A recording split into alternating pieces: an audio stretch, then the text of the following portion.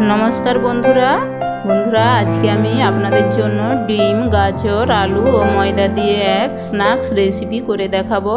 चलुन बंधुरा रेसिपिटा देखे नेওয়া যাক।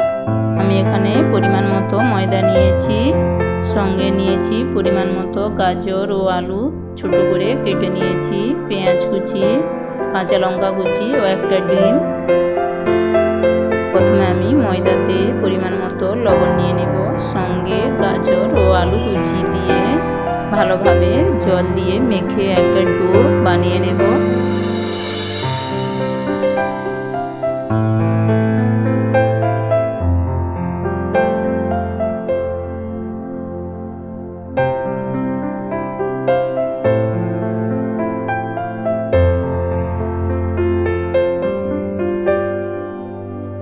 একটা ডো আমি বানিয়ে নিয়েছি। আমি এই ডো রুটির মতো বেলে নেব।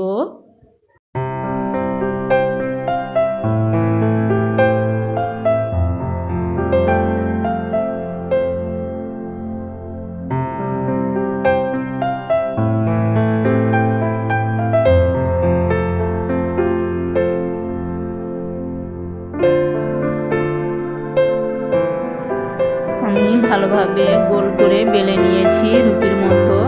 আমি একটা গ্লাসের মধ্যে ডিমটা ফাটিয়ে নেব, সামান্য লবণ দিয়ে ঘেঁটে নেব। আমি আগে থেকে কড়াইয়ে তেল গরম করে রেখেছি। গরম তেলে আমি রুটি দিয়ে ভেজে নেব। বন্ধুরা পুরো ভিডিওটা স্কিপ না করে দেখতে থাকুন। এইভাবে সবজি দিয়ে অবশ্যই আপনারা বাড়িতে স্পাইসি রেসিপিগুলো বানিয়ে নিতে পারেন, খেতেও খুব ভালো লাগে আর বাচ্চাদের তো অত্যন্ত প্রিয় রেসিপি। আমি রুটিটা উল্টে নিয়েছি।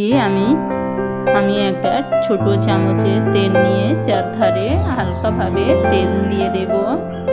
বন্ধুরা আমি 2 মিনিটের জন্য লো আঁচে ঢেকে দেব, কারণ গাজর আলুটা খুব ভালোভাবে যাতে সেদ্ধ হয়ে যায়। 2 মিনিট পর ঢাকা সরিয়ে নিয়েছি। এবার আমি এই রুটির উপরে ডিম দিয়ে দেব।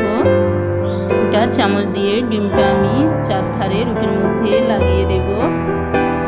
এবার আমি ডিমের উপর লঙ্কা কুচি ও পরিমাণ মতো পেঁয়াজ কুচি ছড়িয়ে দেব। আর হাফ চামচের মতো শুকনো খোলায় ভেজে রাখা জিরে গুঁড়ো আমি ডিমের মধ্যে ছড়িয়ে দেব। এইভাবে লো আঁচে রুটিটা হালকাভাবে ভেজে নিতে হবে। এবার আমি রুটিটা ফোল্ড করে নেব।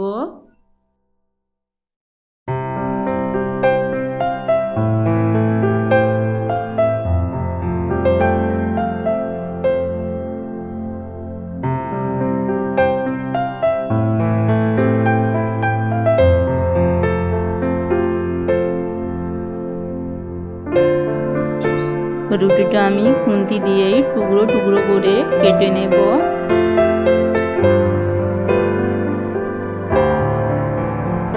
রুটির টুকরোগুলো উল্টে পাল্টে ভেজে একটা পাত্রে নিয়ে আপনাদের দেখাচ্ছি। আমার এই ডিম দিয়ে গাজর আলুর স্ন্যাক্স রেসিপি প্রায় হয়ে এসেছে। বন্ধুরা আমার এই রেসিপিটা যদি আপনাদের ভালো লাগে তাহলে অবশ্যই একটা লাইক ও সাবস্ক্রাইব করে দিবেন।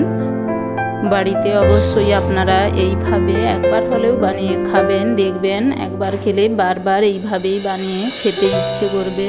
তাছাড়া বাচ্চার স্কুলের টিফিন হিসাবেও একেবারে সুস্বাস্থ্যকর রেসিপি আপনারা করে দিতে পারেন। দেখুন বন্ধুরা স্ন্যাক্স রেসিপি দেখতে কত ভালো হয়েছে আর বন্ধুরা খেতেও দুর্দান্ত। অবশ্যই এইভাবে একবার হলেও ট্রাই করবেন। আর খুব মুচমুচে হয়েছে। আমি একটা ভেঙে আপনাদের দেখাচ্ছি। বন্ধুরা আজ তবে এতটাই, আবার দেখা হবে নতুন কোনো রেসিপি নিয়ে। ততক্ষণে আপনারা সবাই ভালো থাকুন।